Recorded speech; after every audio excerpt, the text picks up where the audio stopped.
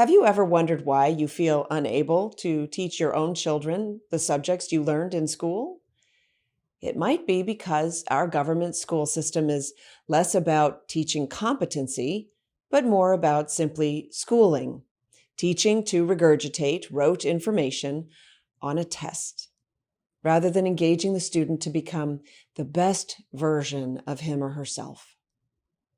Maybe school is more about behavior and obedience than it is about education. We recognize that high school graduates don't consider themselves capable of sharing their knowledge.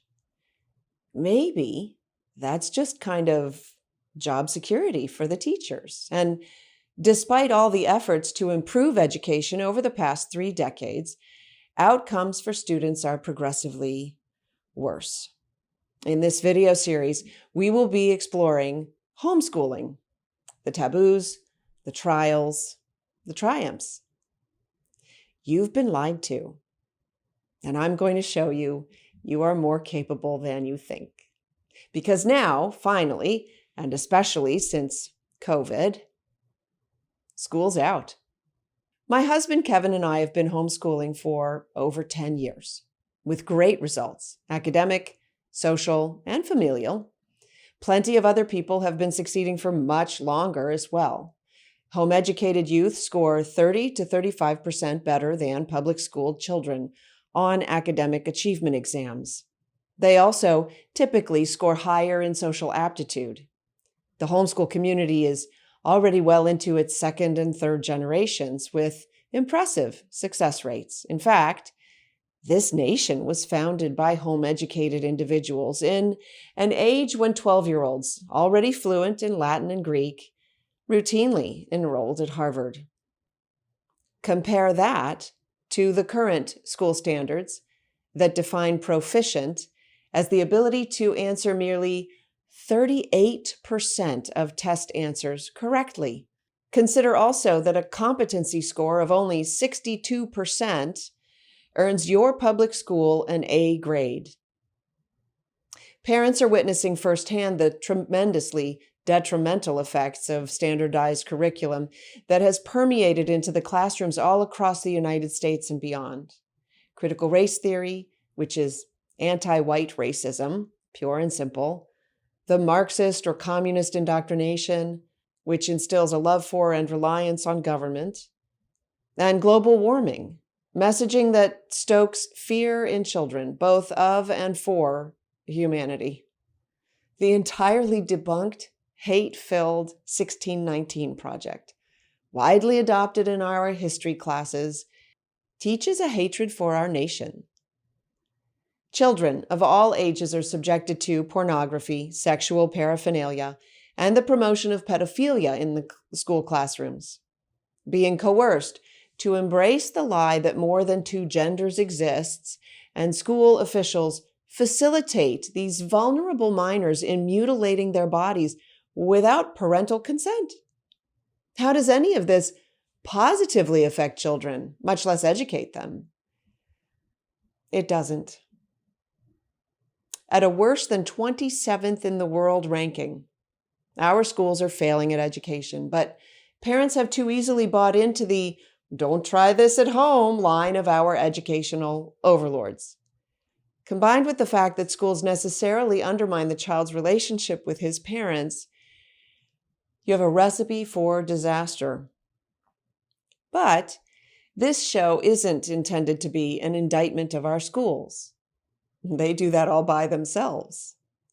On this program, we seek to empower you to make the best educational choice for your child. Self-teaching, otherwise known as homeschooling.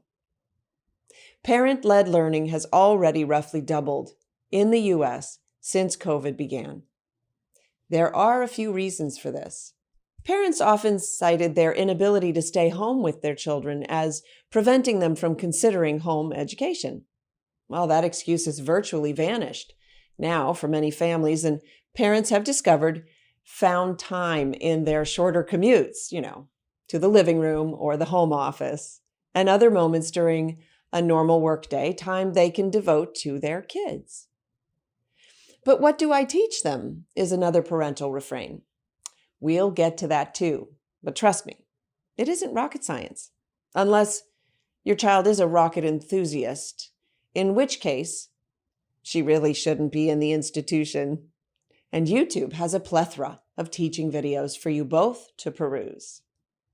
One of the biggest misunderstandings we experience in education stems from our experience with public and private schools. So let's start there. What do you think education is? How do you define it? The image probably pops into your mind of a teacher in a classroom writing at a blackboard, because that is all our paradigm. We've been conditioned by the system to believe things about education that simply aren't true.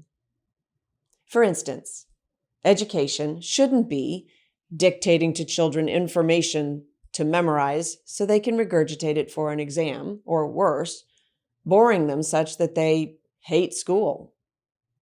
I'm going to ask you to banish the teacher role from your thoughts. Imagine education happening with no classrooms, no school bells, even no teachers. Challenging, isn't it? What does education look like if it isn't a teacher at the head of a classroom full of distracted kids? See? This is why for homeschool, we immediately picture mom leaning over the kitchen table while Junior attempts his math homework. But think about this. Why do kids come home with homework at all? If the schools were doing their job, learning would be accomplished inside the classroom. If my plumber left me some pipes to install, I wouldn't hire him again. Why do we accept this inferior, incomplete performance from our schools? Because we are conditioned. Now, let's take a step back and re-examine parents' trepidation at educating their own children. I don't know how is the most popular refrain, but why? They are typically high school graduates and know the material to teach a third grader, times tables and rudimentary grammar, but they think there is some mystery or magic in the teaching of it because we are all conditioned to believe that because we attended school. Let me tell you a short story. It was my first year at Duke University, and I had registered to tutor calculus since I had tested out of it the year before my senior year of high school. I had the credit, so of course I thought I could tutor it, right? And yet, I had, of course, crammed all the information for my high school AP exam. But that knowledge was a dim memory at this point. I needed to figure some things out on the fly. So I surreptitiously read the textbook examples while my student pondered how to formulate his questions.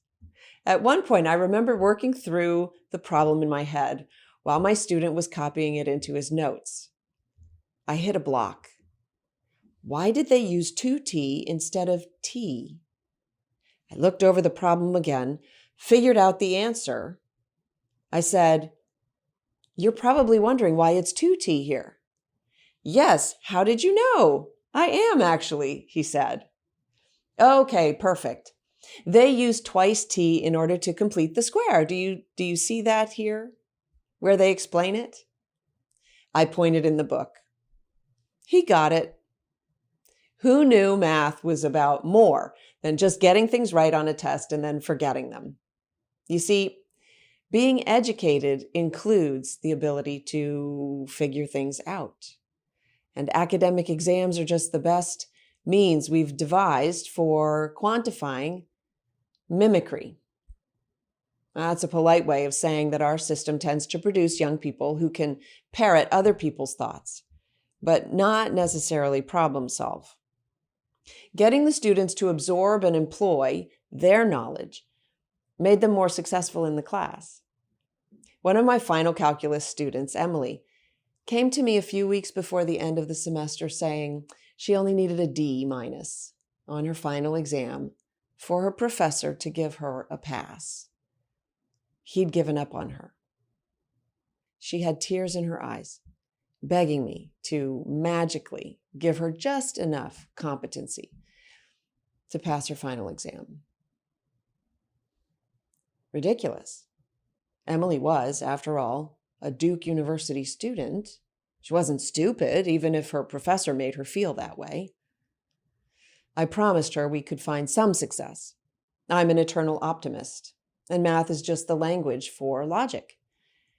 We started at the front of the book. I explained each concept to her in a way she could understand and showed how to find the answers to her questions simply by reading in the book, while infusing it all with my own enthusiasm for the subject. The light in her eyes as notions clicked and her understanding grew, it made me giddy. Success.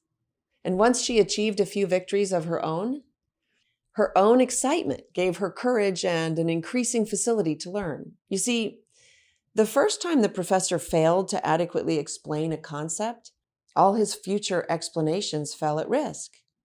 The moment a child fails to grasp the concept in the classroom of children, they get bumped off the treadmill of public education, and they risk falling behind or worse, giving up entirely.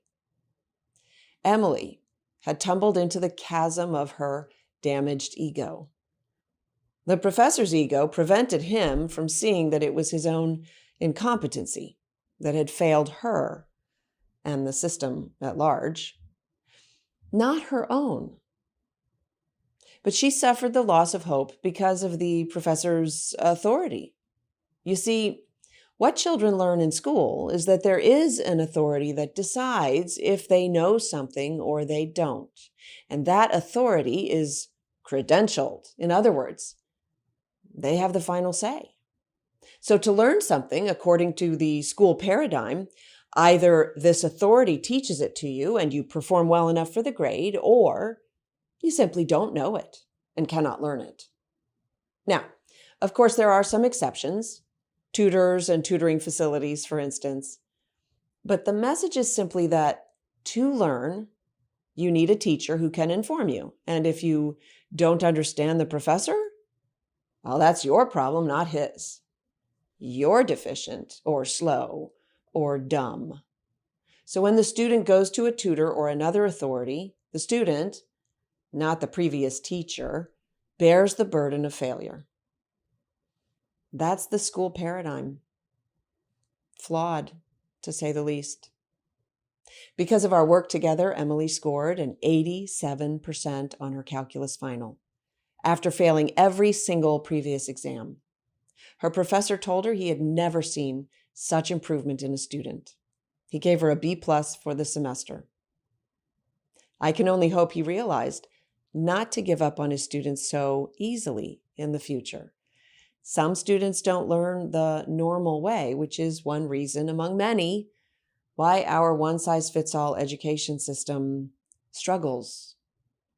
Sadly, many times the students are not well served by the randomly selected teachers that the education system assigns them. So, if the typical school system is underperforming, how can parents improve on it